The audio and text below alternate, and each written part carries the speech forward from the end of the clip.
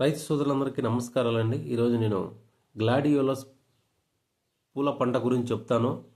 మనం హురప్పలక పుష్పం అంటారు, బట్ ఏమంటే దీన్ని గ్లాడియోలస్ అనేది ఎక్కువ పిలుస్తారు. దీన్ని ముఖ్యంగా మనకు కట్ ఫ్లవర్ గాను, అలాగే పూలు బొగ్గల్లో కూడా దీన్ని ఉపయోగిస్తారు. ఈ పంట పూలును ఇది ముఖ్యంగా ఇది కూడా ఒక వాణిజ్య పంటగానే చెప్తారండి. ఈరోజు నేను గ్లాడియోలస్ పంట గురించి పూర్తి సమాచారం ఇస్తాను. వీటిని ఎలా మనం నాటుకోవాలి, దుంపలు అనేది, వీటిలో వచ్చే తెగులు, అలాగే వీటిలో వచ్చే సస్యరక్షణ అనే యాజమాన్య పద్ధతులు ప్రతి ఒక్కటి చెప్తాను. మీరు వీడియోని ఎండ్ వరకు చూడండి, మీరు స్కిప్ చేయొద్దు. ఓకే. ముఖ్యంగా గ్లాడియోలస్ అనేది మనకు నేల pH 5.5 నుంచి 6.5 ఉంటే సరిపోతుందండి. మనకు ముఖ్యంగా ఈ రకాల్లో గమనించినట్లయితే వివిధ రంగుల రకాలు ఉన్నాయండి. పూల రకాల్లో గమనించినట్లయితే మన రాష్ట్రంలో మనకు yellow film, Arka Amar, Arun, Darshan, Tilak, Sadabahar, white prosperity అనే రకాలు మనకు మంచి మార్కెట్లో డిమాండ్ ఉండే రకాలుగా చెప్పుకోవచ్చు. ఇవి ఎలా తీసుకుంటారు? ఇవి ముఖ్యంగా గ్లాడియోలస్ అనే మొక్కలు వాణిజ్యపరంగా దుంపల ద్వారా మనం మొక్కలుగా తీసుకుంటే దుంపల ద్వారా దీన్ని సాగు చేస్తారు. ఇంకోటి దుంపలు కూడా, ఈ తాజా దుంపలు ముఖ్యంగా 3 నెలల వరకు మనకు నిద్రావస్థలో ఉంటుంది. కావున అందువల్ల భూమిలో నుంచి తీసిన వెంటనే దుంపలు మొలకెత్తవు కాబట్టి 3 నెలల పాటు మనం నిల్వ ఉంచుకోవాలా. ఈ దుంపలు నిల్వ ఉంచుకుని నిద్ర వ్యవస్థలోకి చేరుకున్నప్పుడు మన తర్వాత దుంపలను మనం ఎండుకొని దాన్ని చిన్న పరిమాణంలో ఉన్న పిల్ల దుంపలను వరుసకు 2 లేక 3 సార్లు పెట్టి నాటినప్పుడు అవి కావాల్సిన పరిమాణంకు నాటినప్పుడు మనము 3 నెలల తర్వాత నాటుకున్న తర్వాత ఎదిగి బాగా పూలు రావడానికి ఆస్కారం ఉంటుంది. కావున ఎన్నుకున్న దుంపలను 24 గంటల్లో మనం నీటిలో నానబెట్టాలి. నీటిలో నానబెట్టడం వల్ల సమానంగా ఒకటేసారి మొలకెత్తాయండి మన నాటే ముందర. ముఖ్యంగా నాటేది వచ్చి మన జూన్ నుంచి నవంబర్ వరకు మనం నాటుకోవచ్చు.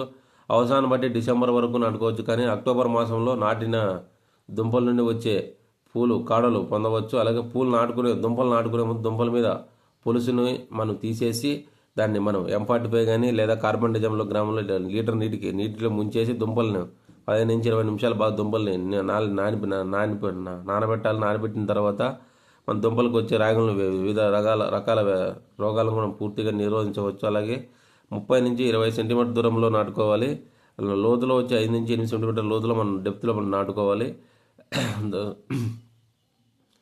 ముఖ్యంగా ఎరువులు గమనించినట్లయితే ఆకృతి కిలో మనకు 10 టన్నుల పశువుల ఎరువు, 20 కేజీలు యూరియా, 30 కేజీలు భాస్వరం, 30 కేజీలు పొటాష్ ఇచ్చే ఎరువులు మనం వేసుకోవాలా.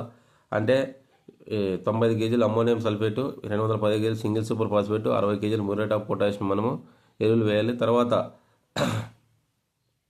దీంట్లో పూల నాణ్యత పెంచడానికి మనకు ఫెర్రస్ సల్ఫేట్ 0.75 గ్రామ్స్ % ఇది. మళ్ళీ జింక్ 0.5% సల్ఫేట్, జింక్ సల్ఫేట్ 3 నుంచి 6 ఆకుల దశలో ఉన్నప్పుడు మనం వేసినట్లయితే, మొక్కలపై పిచికారి చేసుకున్నట్లయితే డ్రిప్ ద్వారా చేసిన ముఖ్యంగా మనకు డ్రిప్లో వచ్చిన 1260 ఇస్తున్నాను, 3 మన డ్రిప్ ద్వారా దీన్ని సాగు చేస్తారండి. కావున 319 లేదా 316 లేకుంటే మన ఫస్ట్ స్టేజింగ్లో ఫ్లవరింగ్ రావడానికి 1260 ఇస్తున్నా కూడా మనం డ్రిప్లోకి వదులుకోవచ్చు. ముఖ్యంగా వీటిలో మనం గమనించినట్లయితే నీటి యాజమాన్యం వచ్చి దుంపలు నాటే సమయంలో భూమిలో తగినంత తేమ ఉండాలండి.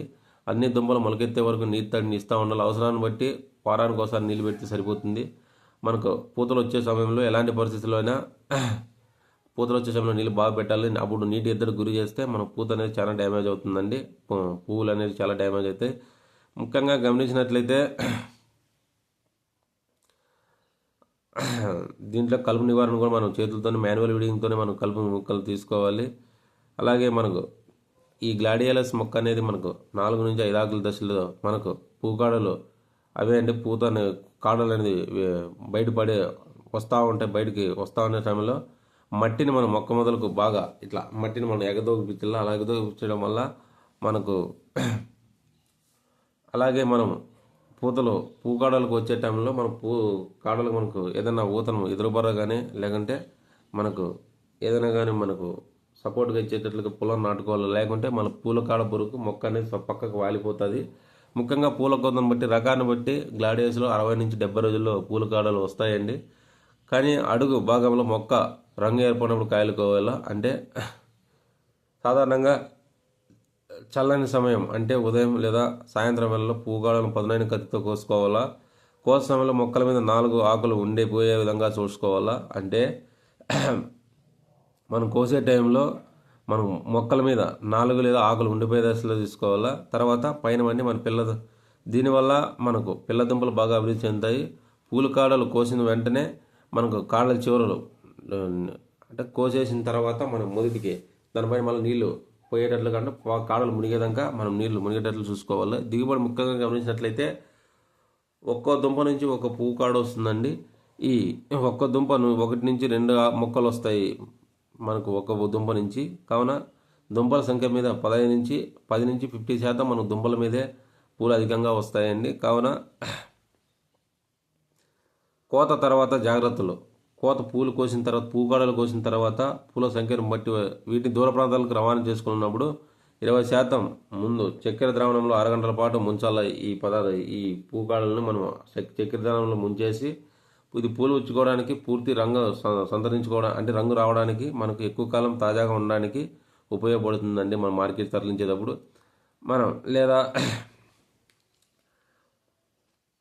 పాలిప్రోపిన్ కాగితంలో మనం చుట్టడం వల్ల మనకు 8 రోజుల వరకు పూలు పాడవకోకుండా ఉంటుందండి. మనకు ఎక్కువ ట్రాన్స్పోర్ట్ కూడా మనకు ఆస్కారంగా ఉంటుంది.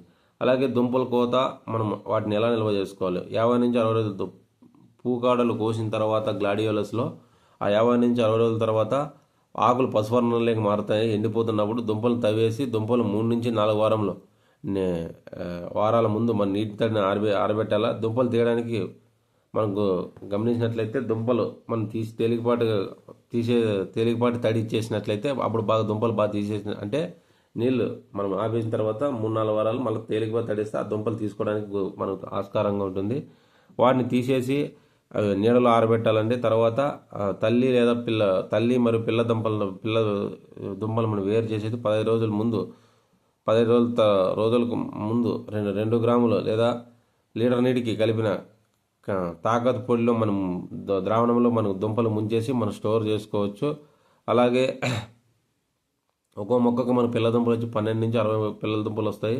ముఖ్యంగా వీటిలో వచ్చి త్రిప్స్ వస్తాయండి. త్రిప్స్కు మనకు ఫస్ట్ స్టార్టింగ్ స్టేజ్లో ఉంటే మనం ఫిప్రోనిల్ లేదా ఇమిడాక్లోపిడ్ స్ప్రే చేసుకుని సరిపోతుంది. ఎర్రనెల్లు వస్తుందండి. ముఖ్యంగా ఈ ఎర్రనెల్లు ఈ ఆకుల్లో రసాన్ని పీల్చడం వల్ల ఆకులు పచ్చదనానికి వెళ్ళిపోతాయి. ఈ పురుగు ఎక్కువ అన్నట్లయితే ఆకులు కూడా ఎండి రాలిపోతాయండి. కావున దీని నివారణకు ఇథియాన్ 1 ml లీటర్ నీటి కలిపి 10 రోజులకు ఒకసారి స్ప్రే చేసుకుంటే ఆకులు తడిసే విధంగా మందులు స్ప్రే చేసుకుంటే ఎర్రనెల్లు కూడా పూర్తిగా నివారించుకోవచ్చు. వీటిలో పిండి పురుగులు వస్తాయండి. ఈ పిండి పురుగులు తేమ అయినప్పుడు విత్తన దుంపలను ఆశించి రసాలు పీల్చడం వల్ల దుంపలు అనేది ముడతలు పడిపోతాయి. ఒకవేళ వీటి ఉధృతి ఎక్కువగా ఉన్నట్లు దుంపలు కూడా ఎండిపోతాయండి. కావున దీని నివారణకు మనకు క్లోథోడిన్ 2 ml per లీటర్, అలాగే డాంటోస్ మన డ్రిప్కు మనం 150 grams లేదా 250 grams ఎకరాకు చొప్పున మనం వదులుకుంటే సరిపోతుంది. అలాగే ఆకులు తినే పురుగు ముఖ్యంగా పొగాకు లద్దె పురుగు గ్లాడియోలస్ను మనం ఎక్కువగా ఆకులు అడుగు భాగాన్ని చేరి పత్రారితాన్ని తినడం వల్ల ఆకులపై తెల్లటి మచ్చలు ఏర్పడతాయండి. దీని నివారణకు ముఖ్యంగా మనం క్లోరాంథినిప్రోల్ 0.3 ml per లీటర్ నీటికి కలిపి స్ప్రే చేసుకుంటే మనం పూర్తిగా నివారించుకోవచ్చు. నులి పురుగులు ముఖ్యంగా ఇవి నిమటోడ్లు అంటారు. ఇవి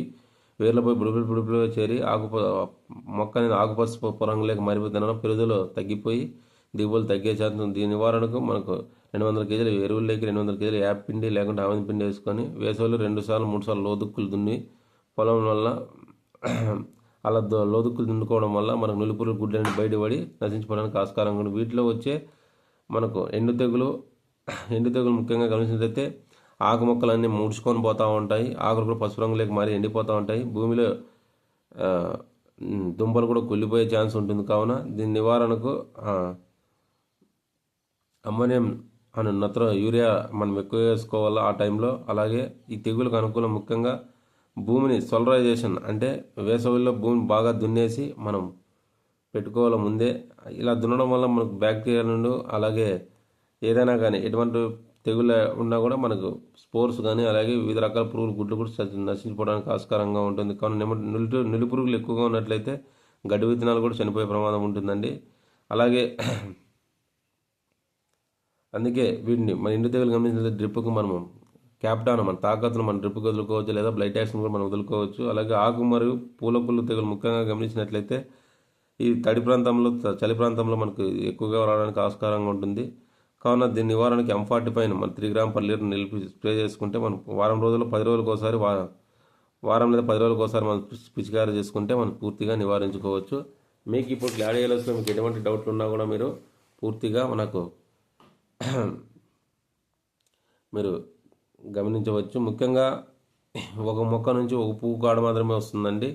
ఇది ఒక్కోసారి దుంప నుంచి 2 లేదా 3 మొక్కలు వస్తాయి ఒక దుంప నుంచి. కాబట్టి నాటిన దుంపల సంఖ్య మీద 10 నుంచి 50% పూలు అధికంగా రావడానికి ఆస్కారం ఉంది. కావున మీకు ఎటువంటి సందేహాలు ఉన్న ఈ గ్లాడియోలస్ పంటలో మీకు నా కామెంట్లు తెలియజేయండి.